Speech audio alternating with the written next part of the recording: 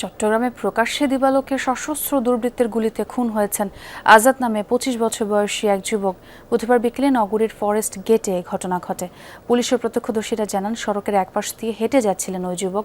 হঠাৎ পেছন থেকে এক দুর্বৃত্ত গুলি করলে সড়কেই লুটিয়ে পড়েন তিনি। স্থানীয়রা উদ্ধার করে চট্টগ্রাম মেডিকেল কলেজ হাসপাতালে নিলে কর্তব্যরত চিকিৎসক আজাদকে মৃত ঘোষণা করেন। পাঁচলাইশ থানা পুলিশ ঘটনাস্থলে গিয়ে আলামত সংগ্রহ করেন। তারা জানান, নিহত আজাদের শরীরের ডান পাশে গুলির চিহ্ন রয়েছে। তার বাড়ি হামজার বাগে।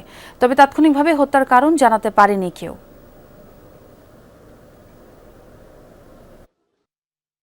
গুলি বাবুর মাধ্যমে আমার বাড়ি নিয়ে যায় ঠিক 4টা 10 3:50 টাইম আমার ছোটো ভাই কল দিছে। তখন বলছে আজাদ গুলি খাইছে। তখন আমি আমার ছোটো ভাই, আমার একটা মামা আছে মহিব বলে, উনি আসছে, আমরা আসি দেখতেছি যে লাশঘর আমার ভাইয়ের চোখ জাগানো, বডিতে স্পট। ও কালকে রাত্রে 1টা বাজে আমরা ঘরে ঢুকে দিয়েছি।